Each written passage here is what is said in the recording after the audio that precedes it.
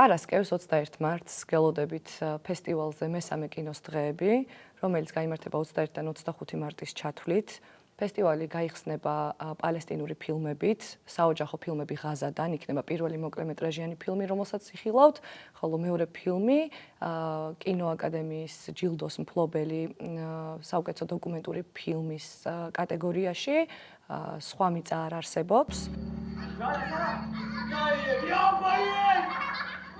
ფილმის ჩვენების შემდეგ გაიმართება დისკუსია და ზოგადად ფესტივალის იდეაც გაჩნდა უპირველეს ყოვლისა იმისთვის, რომ შეგვექმნა სადისკუსიო უსაფრთხო სივრცე, რადგან ჩვენ ფესტივალის კოლექტივი ვფიქრობთ, რომ ის, რაც დღეს ხდება სამყაროში, გულისხმობ გენოციდს ღაზაში, შეუძლებელი ამ ყველაფერზე რომ თვალი დახუჭო და საქართველოში სამწუხაროდ გვაკლია სივრცეები, სადაც თავისუფლად და უსაფრთხოდ ვისაუბრებთ ამ ყველაფერზე.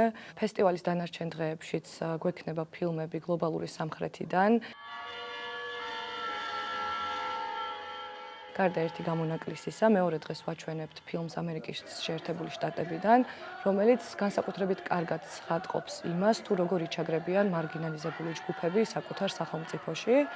ფესტივალის პროგრამაში გვაქვს რამოდენიმე ქალი რეჟისორის ფილმი, მათ შორის თეკლა ასლანიშვილის, რომლის ფილმითაც დავხურავთ ფესტივალს. ეს არის ფილმი სახელად მთა ზღვას ელაპარაკება.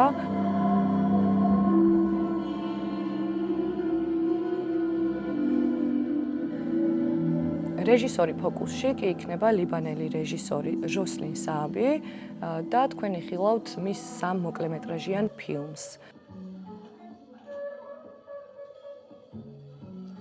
ნიშნავანი აღინიშნოს გლობალური სამხრეთის კონტექსტში მოკლემეტრაჟიანი ფილმების როლი, რადგან შეზღუდული რესურსებიდან გამომდინარე, ხშირად რთულია ხოლმე სრულმეტრაჟიანი ფილმების გადაღება და ჩვენი ფესტივალის პროგრამა სავსეა მოკლემეტრაჟიანი ძალიან ინფორმატიული ფილმებით. ფესტივალის კოლექტივისთვის განსაკუთრებული მნიშვნელობა აქვს იმას, რომ ყველა ჩვენებაზე დასწრება თავისუფალია.